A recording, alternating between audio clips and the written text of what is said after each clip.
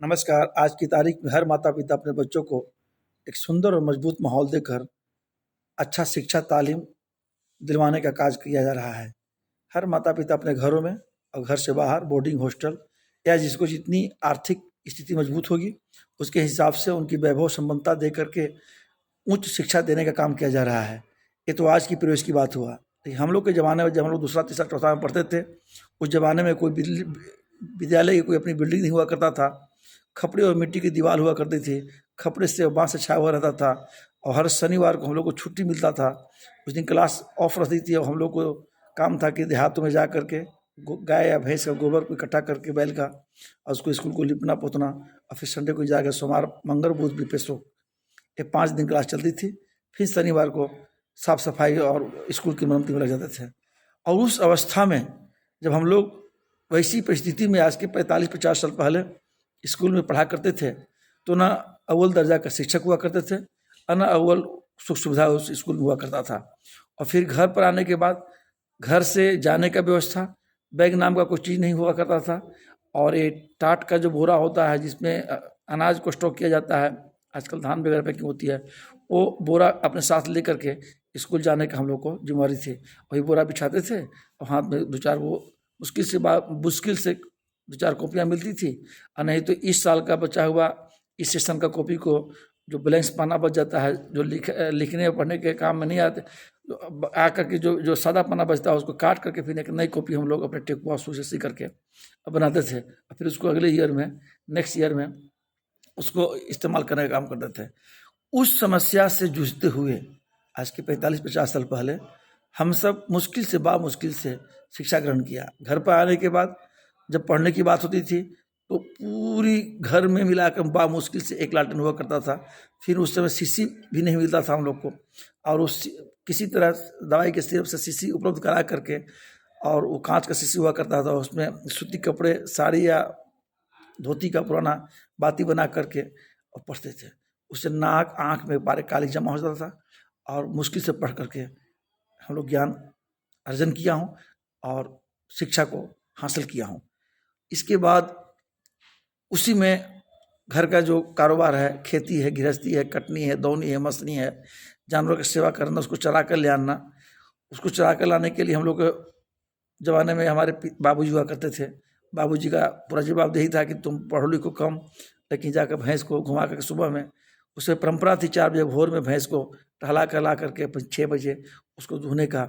अगर भैंस उस समय ज़माने की भैंस 45-50 साल पहले की भैंस सुबह में अगर उसको नहीं टहला जाता तो 2 घंटे बाद सुबह में 6 बजे वो दूध नहीं दिया करता था। वो बाबूजी नाप देते थे बाल्टी में, इतना गिरा दूध दिया है मैक्सिमम, तो कल इतना ही गिरा दूध होनी चाहिए बाल्टी के गिरा से।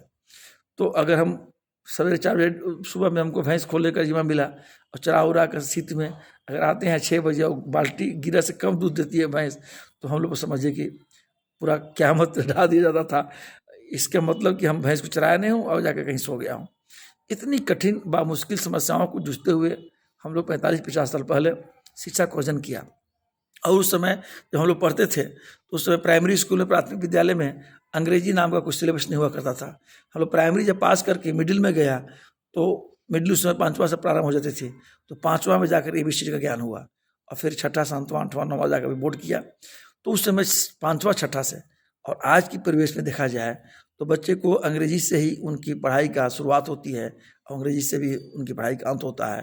और फिर 45-50 साल पहले हम लोग जिससे पढ़ाई पढ़े हैं, कम संसाधनों में जो ज्ञान अर्जित किया हूँ, संसारिक ज्ञान हो, सामाजिक ज्ञान हो, शैक्षणिक ज्ञान हो, चाहे दुनिया की जो भी ज्ञान हो, पारिवारिक ज्ञान हो, बौद्धिक ज्ञान हो, शारीरिक ज्ञान हो, ये सारे ज्ञान उसको हासिल कर लिया। आज के डेट में हर माता पिता की चाहत होती है कि अपने संतान हमसे अच्छा करे, हमसे ऊंचा करे, हमसे बेहतर करे, चाहे वह गरीब से गरीब माता पिता हों।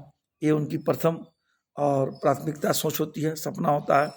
और हर माता पिता अपने औकात के हिसाब से अपने बच्चों के प्रति उतना धन तो लगा ही देते हैं, कम से कम संसाधनों में भी जीते हुए खाते हुए बच्चों को पढ़ाने का काम करते हैं।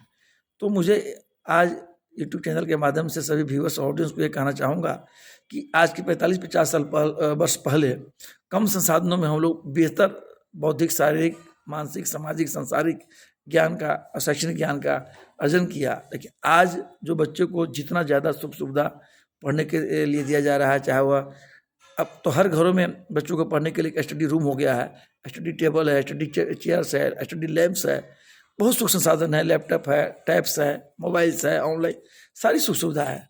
फिर भी जो हम लोग परफॉर्मेंस दिया, हम लोग जो उसका जो परिणाम दिया, शायद रेशियो को मिलाया जाए, अनुपातिक ढंग से प्रतिशत को मिलाया जाए, तो आज के माता पिता सभी बच्चों को जितना ज़्यादा मैक्सिमम सुख सुविधा में पढ़ाने का काम कर रहे हैं, जो परफॉर्मेंस आ रहा है, जो हम लोग के ज़माने का परफॉर्मेंस था 45-50 साल पहले, वो आज नहीं आ रहा है।